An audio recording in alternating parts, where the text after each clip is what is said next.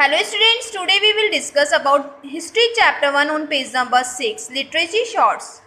Many times we come to know that the court historian praised the ruler. They put their entire focus on the ruler, his family and the victorious wars we waged. So in order to get an honest idea about the life of common people and other important aspects, we have to turn to the accounts of the foreign travelers. Books have been written by foreign travelers and letters have been exchanged between foreign officials. We also get information from the accounts of pilgrims, ambassadors and traders. As they were merely visitors, they were able to write even about the negative aspects of the contemporary time. However, many of the foreign travelers were unknown to our culture aspects and thus were unable to make the correct judgment about the true picture of those times. देखिए यहाँ तक बच्चों बताया गया है, कई बार हमें पता चलता है कि अदालत के इतिहासकारों ने शासक की प्रशंसा की। उन्होंने अपना पूरा ध्यान शासक, अपने परिवार और अपने द्वारा जीते गए विजयी योद्धाओं पर लगाया। इसलिए आम लोगों के जीवन और अन्य महत्वपूर्ण पहलुओं के बारे में एक ईमानदार विचार प्राप्त करने के लिए हमें विदेशी यात्रियों के खातों की ओर रुख करना होगा। विदेशी यात्रियों द्वारा पुस्तकें लिखी गई और विदेशी अधिकारियों के बीच पत्रों का आदान प्रदान किया गया है। हम तीर्थ यात्रियों, राजदूतों और व्यापारियों के खातों से भी जानकारी प्राप्त करते हैं। जैसा कि वे केवल आगंतुक थे, वे समकालीन समय के पैगेटी पहलुओं के बारे में भी लिखने में सक्षम थे।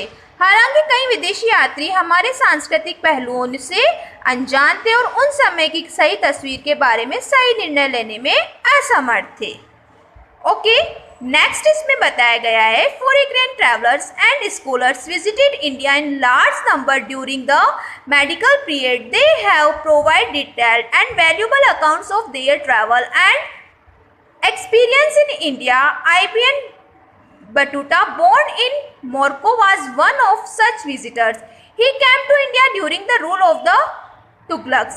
Domingo Poise, Niccolo Conti, Nikitin and Marco Polo were some of the other prominent visitors who came to India in medieval times and wrote about that vast country.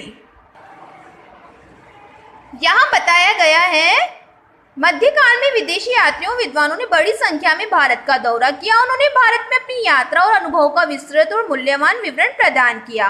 Morocco में जन्मे इब्न बतूता, जिसे आगंतुकों में से एक है, वह तुगलकों के शासन के दौरान भारत आया था।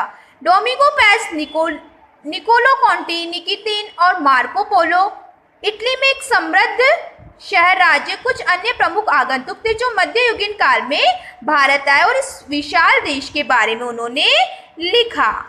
अब है कॉलीग्राफी, ठीक है।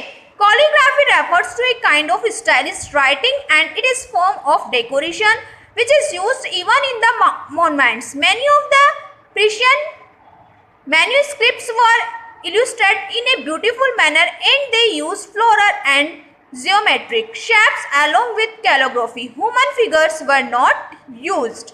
इसमें बताया गया है, कॉलीग्राफी मीन्स सुलेख। सुलेख एक प्रकार की शैली लेखन को संदर्भित करता है और ये सजावट का एक रूप है जिसका उपयोग स्मारकों में भी किया जाता है। किसमें किया जाता है? स्मारकों में भी किया जाता है। फारसी पांडुलिपियों में से कई को एक सुंदर तरीके से चित्रित किया गया था और उन्होंने सुलेख के साथ पुष्प और ज्यामितीय आकृतियों का उपयोग किया था। मानव आकृतियां का उपयोग नहीं किया जाता है, इसमें मानव आकृतियों का उपयोग नहीं किया जाता है। नेक्स्ट है ट्रांसलेशंस, मीन अनुवाद। Works of history, philosophy and religion were translated also. For example, Baburnama was originally written in Turkey and was later translated into Farsian. Sacred books of Hindu religion such as the Bhagavad Gita and the Upanishad were also translated into Persian. इतिहास, दर्शन और धर्म के कार्यों का भी अनुवाद किया गया। उदाहरण के लिए बरनाना मूल रूप से तुर्क में लिखा गया था और बाद में फारसी में अनुवाद किया गया था। हिंदू धर्म की पवित्र पुस्तकों जैसे कि भगवद गीता और उपनिषदों का भी फारसी में अनुवाद किया गया था। अब है रिलीजियस लिटरेचर, मतलब धार्मिक साहित्य। The Medieval period was the period of the Bhakti and Sufi saints. They wrote many pieces of poetry which reflected the time when they lived. Mahabharata and Ramayana were written in Indian religious language. धार्मिक साहित्य मध्यकालीन भक्ति और सूफी संतों का काल था। उन्होंने कविता के कई टुकड़े लिखे जो उस समय परिलक्षित हुए जब वे रहते थे। महाभारत और रामायण भारतीय क्षेत्रीय भाषाओं में लिखे गए थे। नाउ रीजनल लैंग्वेज, क्षेत्रीय भाषाएं। Regional language develop significantly secular and religious literature can be found in many languages.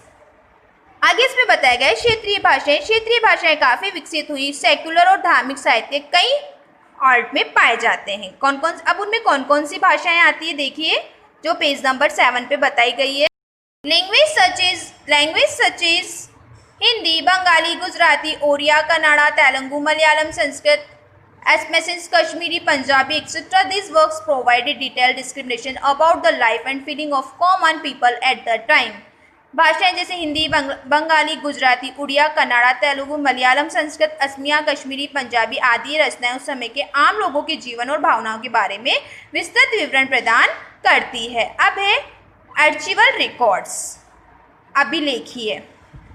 Apart from the above mentioned literature shorts, various types of governmental records or archival evidence associated with various dynasties of Maldives, India are also present. These governmental documents mainly include royal treatments, agreements or order between various kingdoms, revenue records and court records. These evidence provide significant information about the administrative politics and purposes of contemporary time. They are also extremely useful in the reconstruction of history. इसमें बताया गया है अभिलेख उपयुक्त साहित्यिक स्रोतों के अलावा मध्यकालीन भारत के विभिन्न राजवंशों से जुड़े विभिन्न प्रकार के सरकारी अभिलेख या अभिलेखीय साक्ष्य भी मौजूद है। इन सरकारी दस्तावेजों में मुख्य रूप से विभिन्न राज्यों, राजस्व रिकॉर्ड और अदालत के रिकॉर्ड के बीच शाही संधियां, समझौते या आदेश शामिल है। ये सबूत समकालीन समय की प्रशासनिक नीतियों, प्रक्रियाओं के बारे में महत्वपूर्ण जानकारी प्रदान करते हैं। वे इतिहास के पुनर्निर्माण में भी बेहद उपयोगी है। नीति वचन, किंवदंतियां, पौराणिक गाथाएं और तुकबंदी मौखिक परंपराओं में शामिल है। वे इतिहासकारों की जानकारी का एक महत्वपूर्ण स्रोत भी साबित होते हैं। अब नेक्स्ट वीडियो में हम ऑरल ट्रेडिशंस के बारे में रीड करेंगे। ओके, यहाँ तक आपको रीड करना है। थैंक्स।